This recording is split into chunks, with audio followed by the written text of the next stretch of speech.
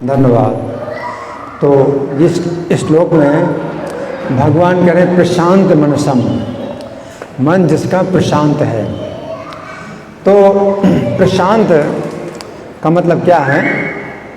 पिछले श्लोक में भगवान ने कहा था मन जिसका चंचल है और स्थिर नहीं रहता। तो पिछले श्लोक में भगवान ने मन की बात कही थी कि मन जो है चंचल है और स्थिर नहीं रहता। और आज के श्लोक में भगवान ने कही ऐसे व्यक्ति की बात जिसका मन प्रशांत है। तो प्रशांत का मतलब है कि उसका मन ना तो चंचल होता है और स्थिर रहता है। तो जैसे तुलना की गई समुद्र, जो प्रशांत मन है उसकी तुलना है समुद्र से की जाती है। तो समुद्र में बड़ी बड़ी नदियाँ प्रवेश करती हैं, लेकिन समुद्र का जो जल है वो ऊपर उठता ही नहीं। ना तो समुद्र का जल चंचल होता है और समुद्र का जल जो है बराबर बना रहता है, स्थिर बना रहता है। लेकिन जो मन चंचल है, अस्थिर है, उसकी तुलना की जाती है छोटे से तालाब से। तो तालाब में एक भी नदी अगर प्रवेश करती है तो तालाब कैसा होता है? उसका पानी चंचल हो जाता है और फिर स्थिर नहीं रहता। तो इसमें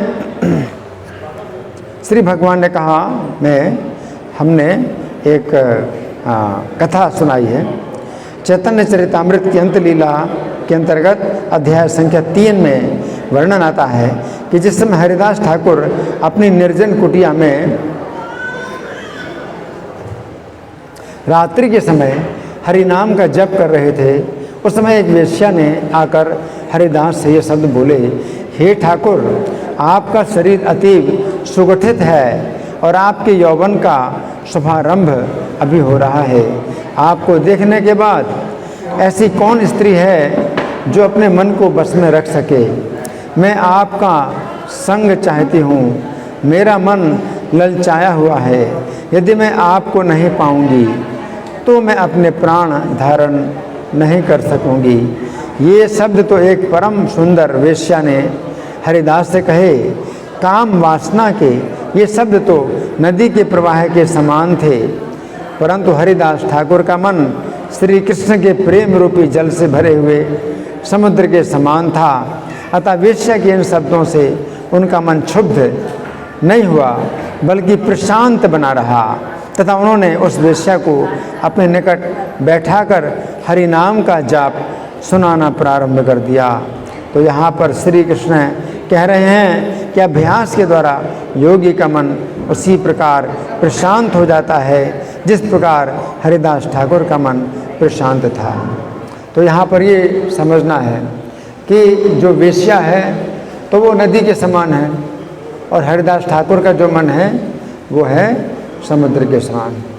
तो समुद्र में जब नदियाँ प्रवेश करती हैं तो समुद्र ना तो चंचल होता है और वो स्थिर बना रहता है, और उसमें नदियाँ प्रवेश करती हैं तो वो भी अब चंचल नहीं रहती। नदी की चंचलता भी समाप्त हो जाती है, नदी भी स्थिर हो जाती है।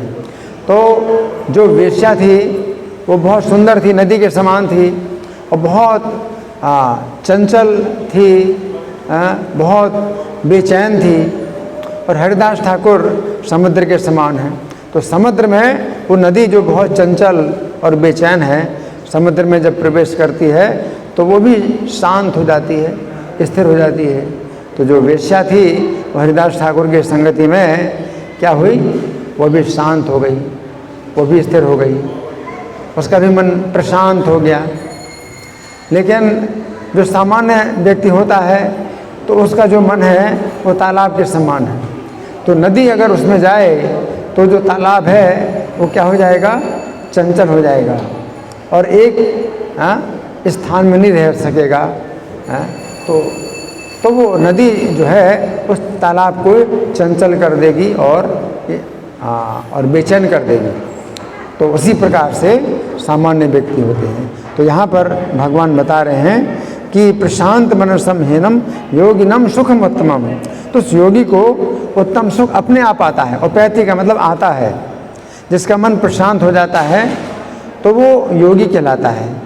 योगी का मतलब ही है जिसका मन प्रशांत हो गया है और उसके पास उत्तम सुखम उपैति, अपने आप आता है। उत्तम सुख उसके पास अपने आप आता है।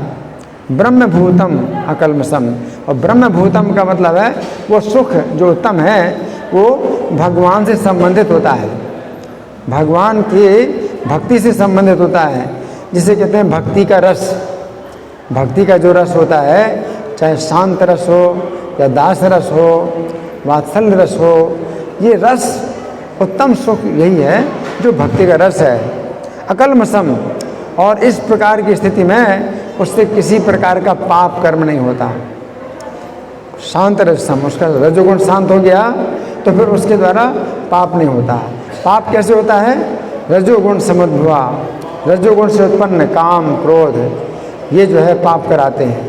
लेकिन अगर जिसका रजोगुण शांत हो जाता है तो फिर उसके द्वारा पाप कर्म नहीं होता। तो ये जो अध्याय है ध्यान योग का है। ध्यान योग की विधि के द्वारा भगवान ने समझाया कि योगी को अपने मन को प्रशांत करना चाहिए। लेकिन कलयुग में ध्यान योग की विधि संभव नहीं है। तो कलयुग में एकमात्र भक्ति योग की विधि संभव है। हरे नाम हरे नाम हरे नाम है भी केवलम। तो हरि नाम के द्वारा ही आप अपने मन को हम प्रशांत बना सकते हैं। तो हरि नाम का आप अगर जप करते हैं और वो ध्वनि सुनते हैं, हरि नाम की ध्वनि सुनते हैं, तो उस समय हो सकता है कि आप नाम का अर्थ ना जाने और नामी जिसका नाम है ऐसे भगवान का भी आप चिंतन नहीं करते। अगर आप भगवान के रूप का और भगवान के गुणों का भी चिंतन नहीं करते तो भी नाम की जो शब्द ध्वनि है ये आपकी ये बड़ी शक्तिशाली है कि हम शब्द ध्वनि सुनते हैं, कानों के द्वारा सुनते हैं, तो भी आपको भगवान की संगति प्राप्त होती है। और इस शब्द ध्वनि को सुनने से ही आपका जो मन है वो प्रशांत हो जाता है, यानी प्रकृष्ट रूप से शांत हो जाता है। तो नाम का जो प्रभाव है, नाम का जो महात्म्य है, ये कलयुग में ही विशेष रूप से है। और नाम का हमें प्रचार करना चाहिए, नाम को हमें प्रकाशित करना चाहिए। यही जो नाम है दूसरी जगहों में गुप्त रखा जाता है। दूसरी विधियां बताई जाती हैं, नाम को गुप्त रखा जाता है। लेकिन कलयुग में अब चूँकि दूसरी विधियां संभव नहीं है तो फिर ये जो नाम है इसी को ही प्रकाशित किया जाता है कि सबको अधिकार दिया जाता है नाम में और सबको बताया जाता है। हरे कृष्णा। ग्रंथराज श्रीमद् भगवद गीता की जय। श्रील प्रभुपाद की जय।